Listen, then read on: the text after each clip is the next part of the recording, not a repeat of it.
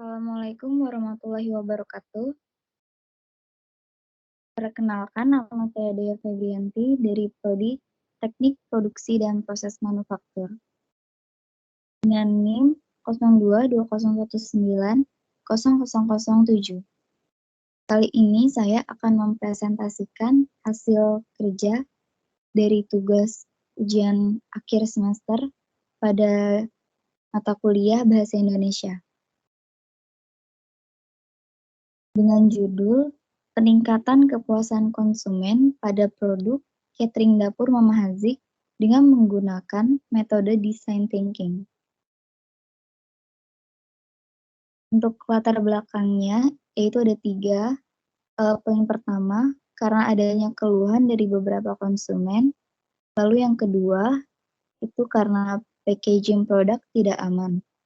Lalu yang terakhir atau yang ketiga, untuk meningkatkan jangkauan konsumen.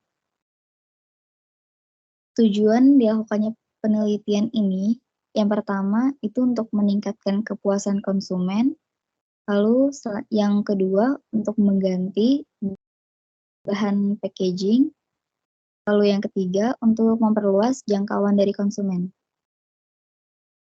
Proses penelitiannya itu, yang pertama ada pengumpulan data dengan dilakukannya observasi serta wawancara kepada responden. Lalu yang kedua, ada analisa kerusakan produk. Lalu setelah itu nanti ada rencana perbaikan terhadap kerusakan produk tadi. Setelah itu baru dilakukan implementasi kepada produk. Kemudian yang terakhir itu ada improvement strategi untuk meningkatkan jangkauan dari konsumen. Dan berikutnya itu alur dilakukannya proses penelitian. Setelah penelitian dimulai, nanti dilakukan perencanaan pembuatan makanan catering. Setelah itu makanan catering tersebut diproduksi. Kemudian setelah diproduksi dilakukan pengemasan atau packaging dari makanan catering tersebut. Kemudian nanti ada proses distribusi dari penjual ke pembeli atau konsumen. Nah, jika packagingnya tidak sesuai atau terjadi komplain atau keluhan dari konsumen, nanti akan dilakukan analisa produksi terhadap produk-produk yang rusak ini. Kemudian setelah itu dilakukan perbaikan pada packaging produk. Setelah dilakukan perbaikan tersebut, dilakukanlah implementasi di proses packaging atau proses pengemasan, dan kemudian nantinya akan didistribusikan makanan tersebut ke konsumen. Dan jika konsumen tidak ada komplain lagi atau jika keluhannya berkurang,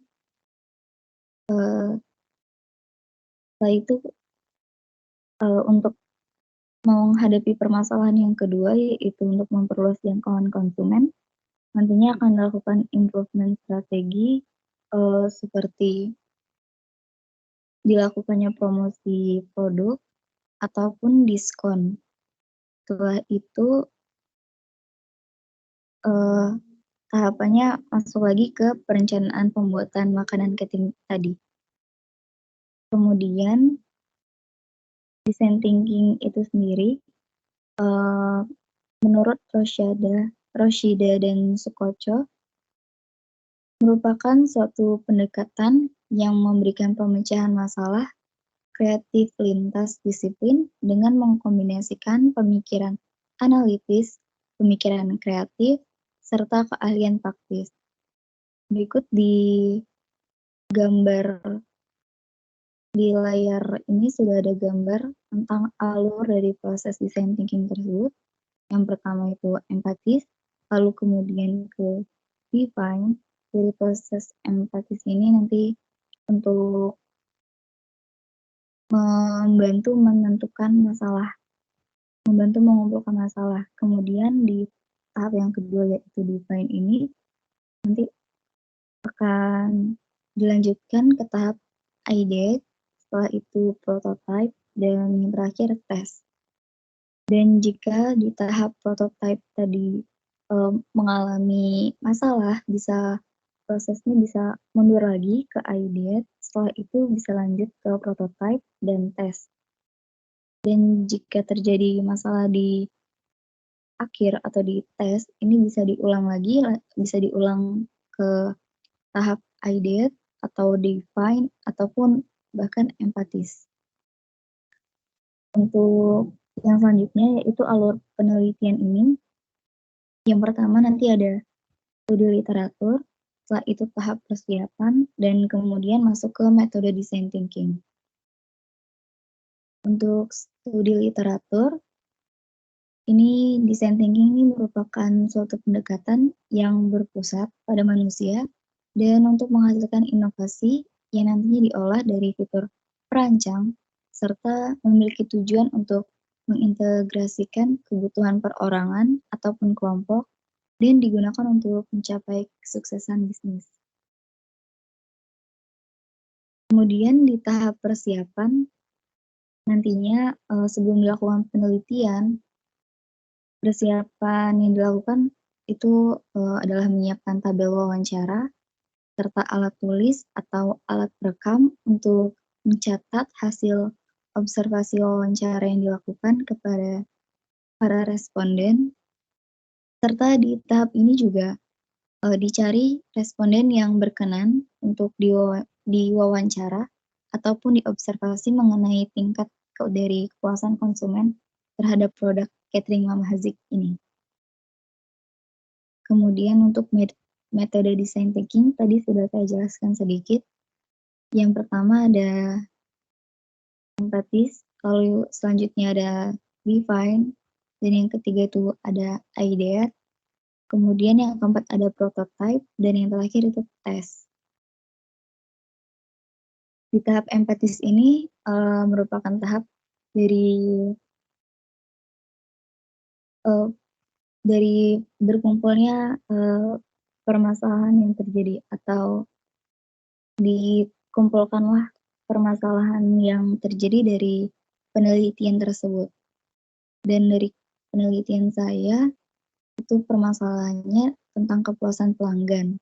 Di sini dari 20 responden, terdapat 7% dari pelanggan yang merasa puas terhadap produk serta layanan dari catering dapur Mama Hazik. Lalu yang kedua itu sebanyak 3% sedang, dan yang terakhir itu ada 10% merasa tidak puas. Dan setelah ditanyakan kenapa, mereka rata-rata memiliki keluhan seperti makanannya cepat basi, lalu packaging produknya terlalu rapuh, serta kemasan produk tersebut mudah rusak, sehingga nantinya akan mempengaruhi rasa dari produk atau makanan tersebut. Lalu yang kedua, tahap define. Di tahap ini, kita harus mencari solusi dari permasalahan tersebut. Yang pertama itu, masalahnya makanan cepat basi. Lalu yang kedua, packaging produk terlalu rapuh. Dan yang ketiga, kemasan produk mudah rusak. 3 permasalahan ini memiliki alur yang sama-sama memiliki penyebab, yaitu dari packaging makanannya.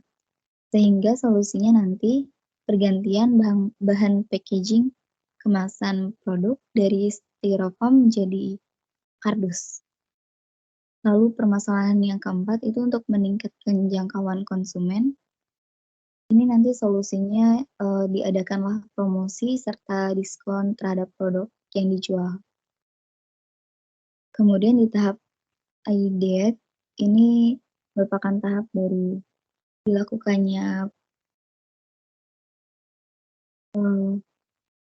penyatuan ide yang dimiliki serta pengembangan ide untuk menghasilkan suatu inovasi atau untuk mengatasi permasalahan yang terjadi.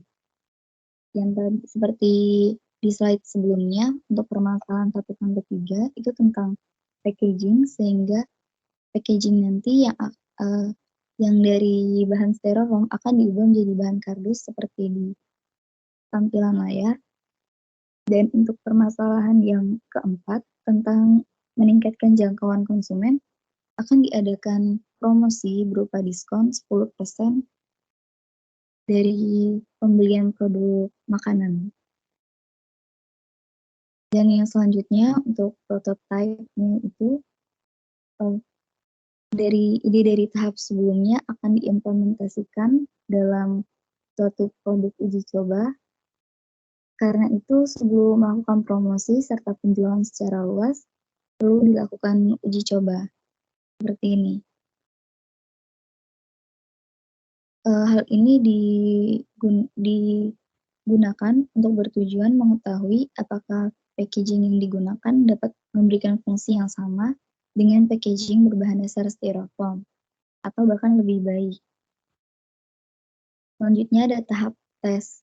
Nah, pada tahap pengetesan tersebut, ini akan dilakukan uji coba secara langsung terhadap konsumen atau pengguna dengan cara melakukan penjualan kepada konsumen yang memesan dengan tidak dikenakan biaya tambahan.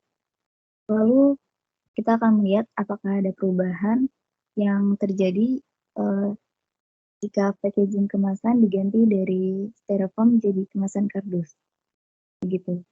Serta dengan memberikan diskon dan berbagai macam promosi terhadap produk, kita juga dapat mengetahui persentase peningkatan jangkauan konsumen.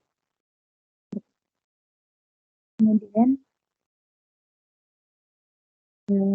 itulah akhir dari presentasi saya. Kurang lebihnya mohon maaf. Wassalamualaikum warahmatullahi wabarakatuh.